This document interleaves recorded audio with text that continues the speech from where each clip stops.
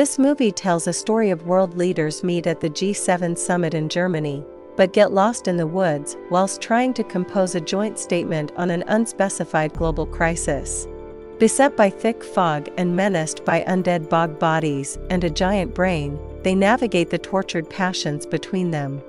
The movie starts decent, and the relationship between the various leaders is quite interesting. However, it runs out of idea and the storytelling becomes muddled, making it a slog and chore to watch.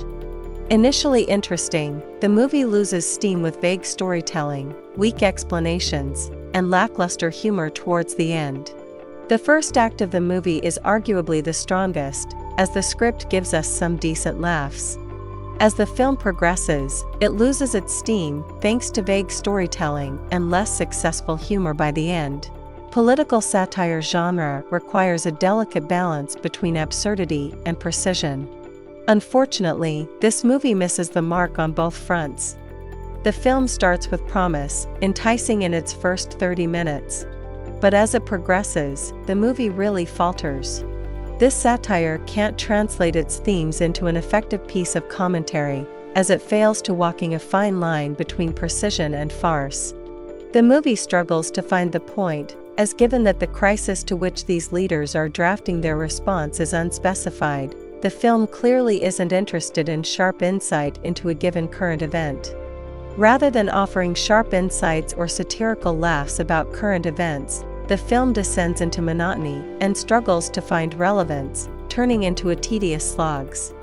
The movie gets lost in its own muddled storytelling, and this is on top of grasping onto weak explanations. The last 45 minutes is a huge hurdle to overcome, as the humor quickly dies and is replaced by weird occurrences that never truly get an explanation. The actual storytelling is just constantly going so far off the walls, with strange spirits in the woods that are constantly masturbating, and a giant brain with no logical explanation.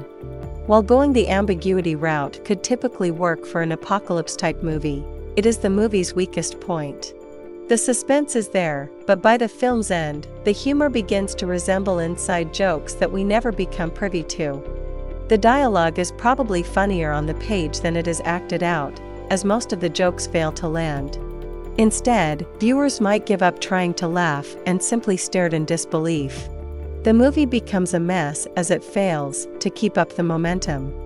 As the humor moves away from political infighting to dealing with giant brains and self-abusing mummies, the jokes get weaker, and the film loses focus. Since the jokes are no longer funny, the movie doesn't offer anything else, as it's also uninterested to be shocking or memorable. The material simply isn't strong enough to sustain itself over its runtime. The actors are all decent, especially for what the script throws at them, but it becomes increasingly nonsensical, culminating in a final act that offers no clarity, laughs, or by the end, the movie becomes another broad attempt at satire that sees powerful people swearing and taking their clothes off as the height of hilarity.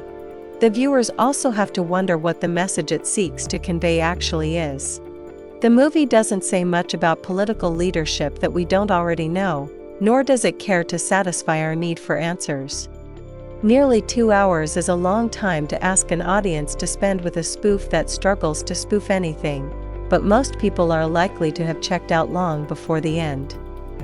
Overall, it's not worth to spend time to watch this. We do not recommend this movie at all.